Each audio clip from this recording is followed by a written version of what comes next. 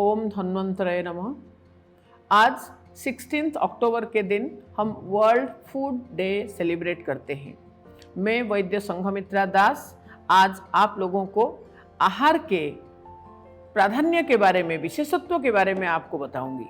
आयुर्वेद में आहार को महाभैषज्य कहा गया, यानी अगर हम विधिवत आहार का प्रयोग किए तो वो हमारे शरीर को रोग से पीड़ित होने नहीं देगा, यानी श्रेष्ठ औषधि के रूप में वो काम करेगा। एट द सेम टाइम अगर हमने अन्नपान को विधि रहित होकर प्रयोग किए तो ये विष जैसा प्राणनाशक भी होता है। काल भोजन यानी समय पर भोजन करना आरोग्य करणाम श्रेष्ठ कहा गया, यानी अगर हम स्वस्थ रहना चाहते हैं तो सबसे श्रेष्ठ नियम है हमारे लिए कि समय पर हम भोजन करें।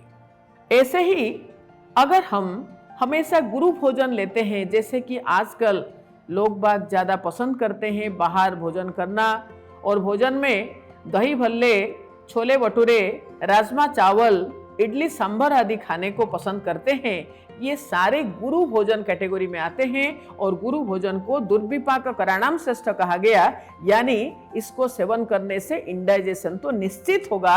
और आयुर्वेद मानता है कि अजीर्ण सारे रोग के मूल कारण है। तो ऐसे ही कहा गया, विरुद्धाहार सेवन करने से निंदित व्याधि उत्पन्न होगा, जो कि कष्ट साध्य या फिर असाध्य होगा, सुख साध्य तो बिल्कुल नहीं होगा। विरुद्धाहार को स्वित्र का एक निदान कहा गया है। जो सफेद दाग वाला रोग आज के समय में आप देखते होंगे, तो वो सफेद दाग और स्वित्र का एक प्रमुख कारण है विरुद्धाहार। उन्माद यानी मानस विकार, डिप्रेशन, इन सब का एक कारण होता है विरुद्धाहार। विरुद्धाहार का अर्थ है कि आयुर्वेद में 18 प्रकार के विरुद्धाहार का वर्णन हुआ।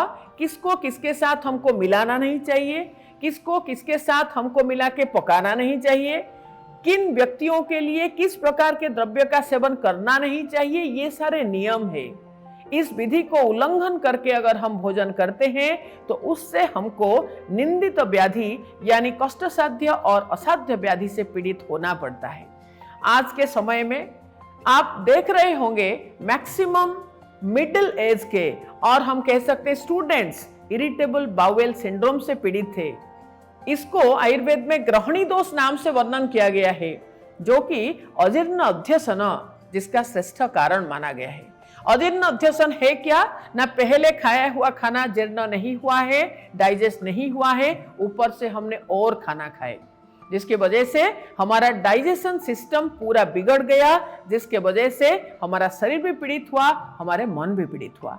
इसीलिए हमको ये हमेशा ध्यान में रखना चाहिए कि आहार हमारा शरीर, हमारे मन को स्वस्थ रखने के लिए सबसे श्रेष्ठ उपाय है कि हम आहार का विधि विधान को पालन करें, समय पर भोजन करें, मात्राबद्ध भोजन करें, हमारे लिए जो हितकर है वही भोजन करें।